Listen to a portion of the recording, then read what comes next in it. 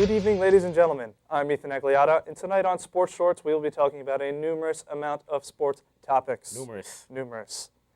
We're kind of like SportsCenter, 27 sports all the time, but not really like SportsCenter, but kind of exactly like the same. Not at all.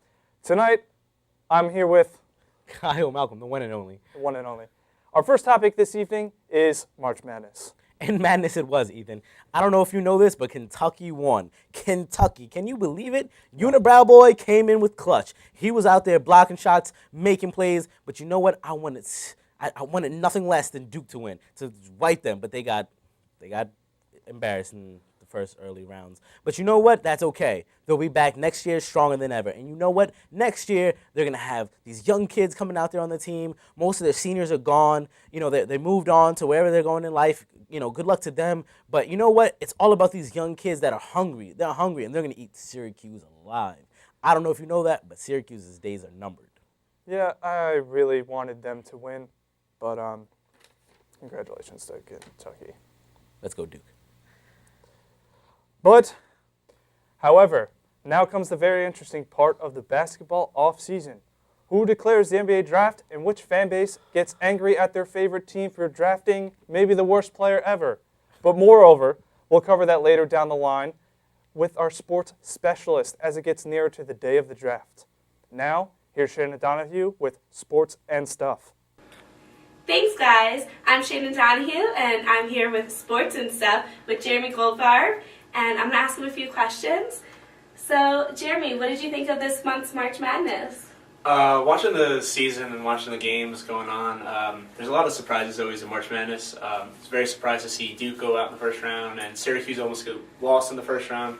They lost their center throughout the year, and going into the first round of the playoffs, the first round of the March Madness, they won their first game close to a bad team. Then they traveled and went down to the Elite Eight. They did pretty well throughout the thing. I picked Duke to win.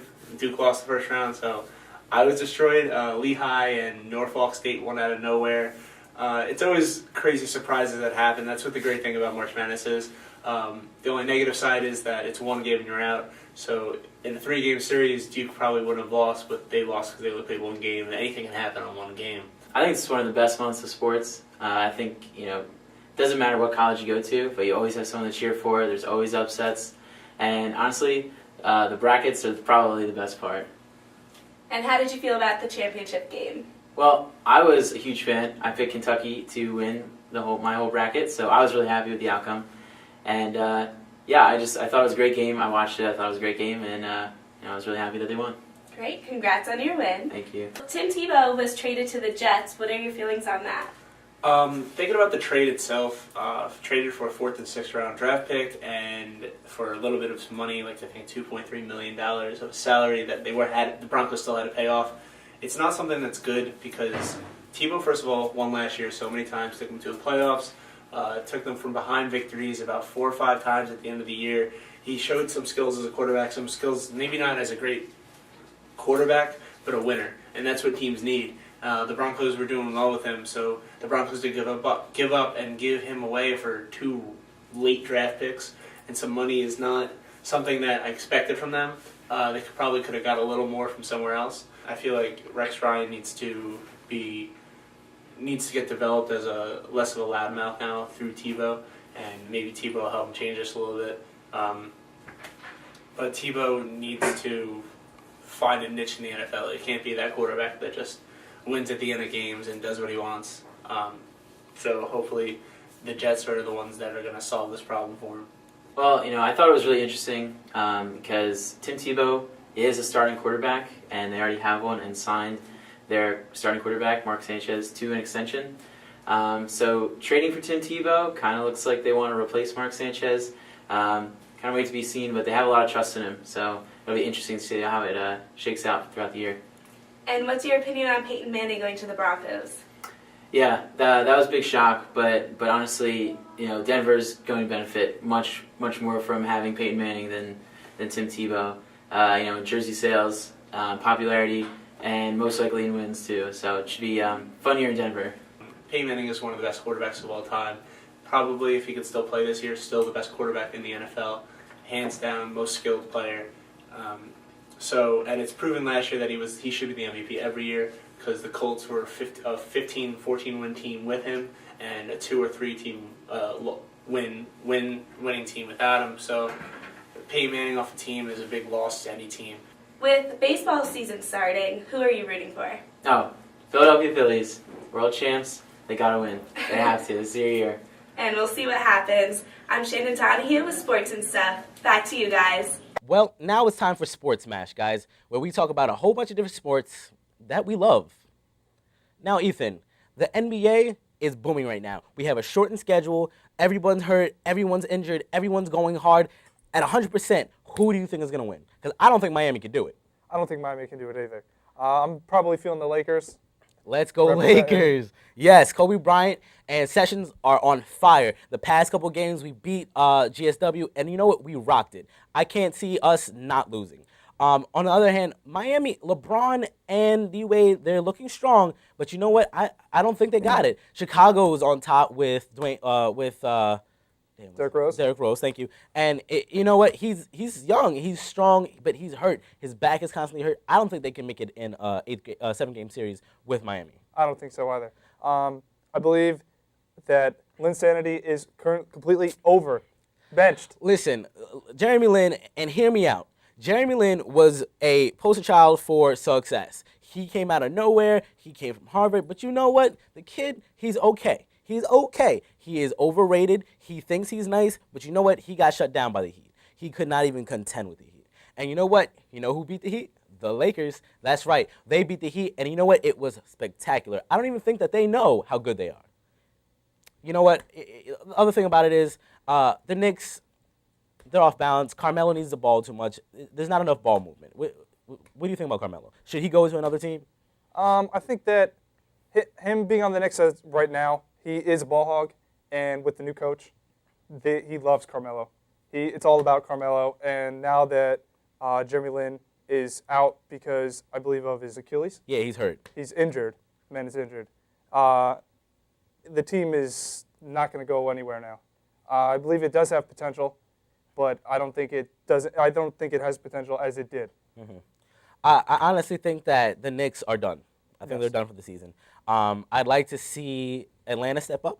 You know, I think they're a strong team. They're a young team. They're coming play on on Saturday. And I also think that the Nets need to step. Darren Williams needs to come through. He's not clutch enough. You know, he plays when he wants to play. He's inconsistent. And that's what I think about the NBA. Moving along, let's talk about the NFL.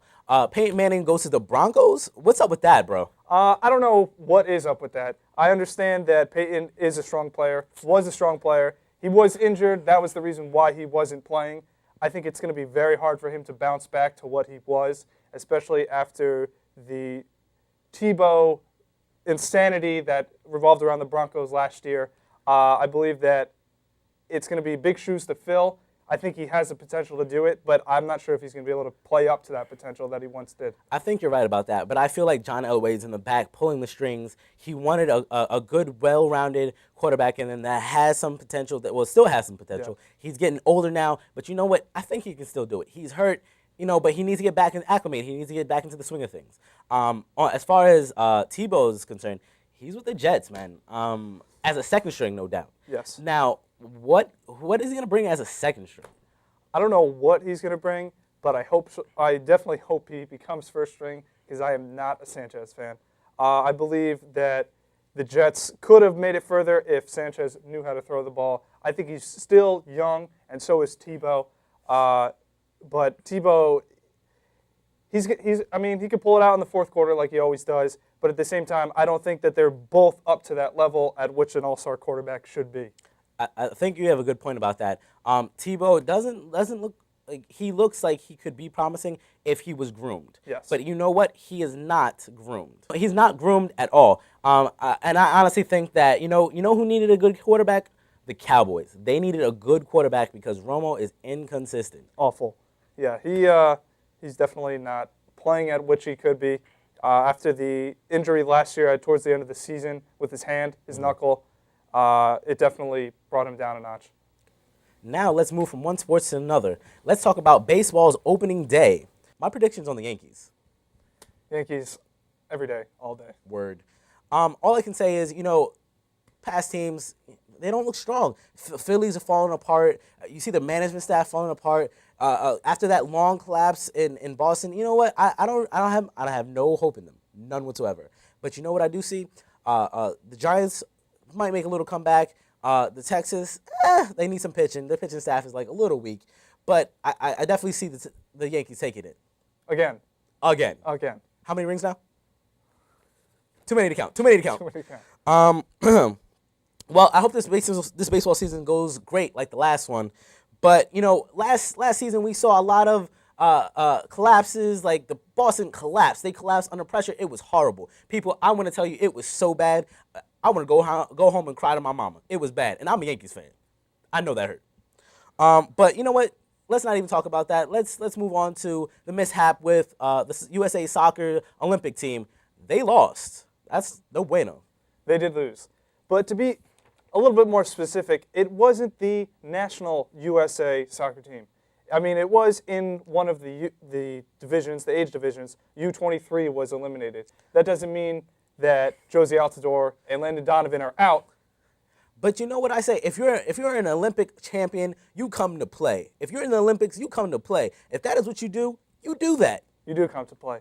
Unfortunately for the USA team, they lost within 2 minutes of the second half stoppage time. The score was 3-3 that ended the game, which the USA needed a win to pull out to advance to the next round, and that would have ranked them at the highest seed in the division. But unfortunately, El Salvador kicked the can and beat them. Not only did they kick the can and beat them, they disrespected them. Ladies and gentlemen, I would never want to show this game to my kids. This is just downright disrespectful. I don't even want to see it. Let's move along. Moving along.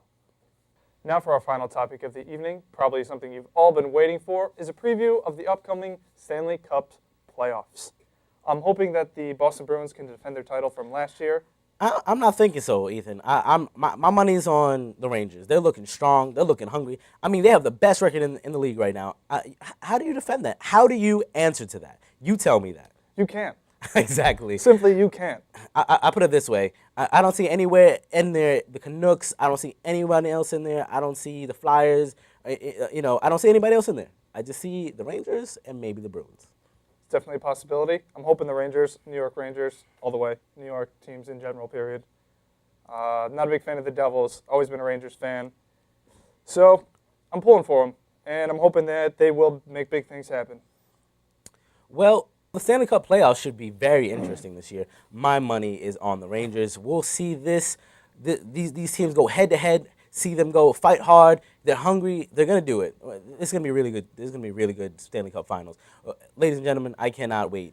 I really cannot wait. Don't forget to watch the playoffs, guys. We're going to leave you with some highlights from NHL's past season. Hopefully that'll get you guys pumped up. Like a startling sign that fate had finally found me, and your voice was all I heard, that I get what I deserve. So give me reason to prove me wrong, to wash this memory clean, let the thoughts cross the distance in your eyes. Give me reason to fill this hole, connect the space between. Thanks for watching the show, guys. I'm Ethan Agliata. And I'm Kyle Malcolm. I hope you guys have a great night.